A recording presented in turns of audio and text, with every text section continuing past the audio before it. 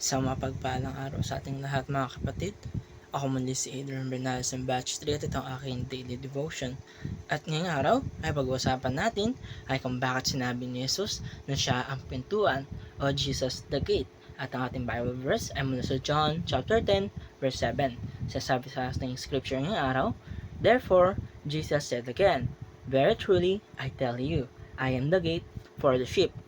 Mga kapatid, pag ating naririnig ang salitang gate o pintuan, ay parang isang simple lamang siya, pangpasok, panglabas. Pero ang sinabi ni Jesus ito, na I am the gate for the sheep, ay ito ay may malalim na kahulugan, lalo na kung naiintindihan natin yung kultura ng shepherding noong panahon nila. Noon, mga kapatid, ang pagtutupa ay inilalagay sa isang sheep pen tuwing gabi. Dito, tulad ng mga bakod ngayon na may kandado at pinto. Madalas, ito ay bato. Paligid nito ay mga bato, tapos may isang bukas na entrance lamang o pintuan. At alam niyo ba kung ano-ano ang ginagawa ng mga shepherd? Siya mismo ang humihiga sa may mga sa bungad. Ibig sabihin to, siya ang nagiging pintuan. Walang nakakapasok o nakakalabas nang hindi siya dadaan sa kanya o nang hindi niya nalalaman.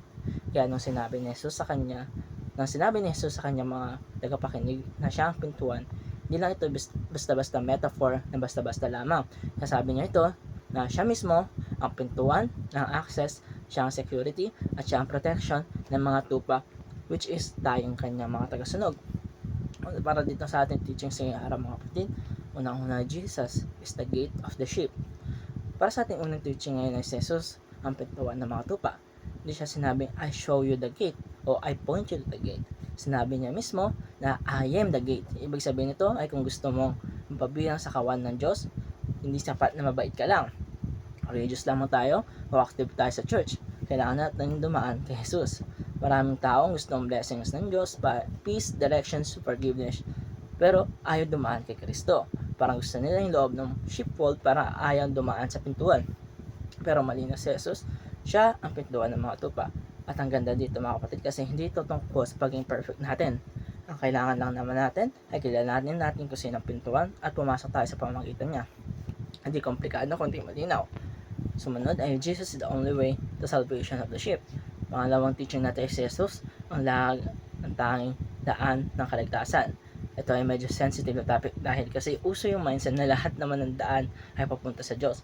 Pero kung babalikan natin ang sinabi ni Jesus, malinaw niya sinabi na hindi siya one of the ways. Siya ang iisang daan. Pag sinabi natin gate, automatic may implication na may tamang pasukan at may maling pasukan. Yung mga umaakit sa bakod, yung mga dumadaan sa ibang paraan, hindi sila legitimate. At ayun ang sinasabi ni Jesus sa John chapter 10. Di pagiging exclusive sa masamang paraan, kundi truth, nagbibigay buhay. Kasi kung lahat ng daan ay tama, edi hindi na kailangan ng gate. Pero dahil may panganib, may mali, at may kamatayan sa labas, kailangan ng isang ligtas na pasukan at si Jesus yun. At nagtatapos ang aking daily devotion. Maraming salamat sa panonood.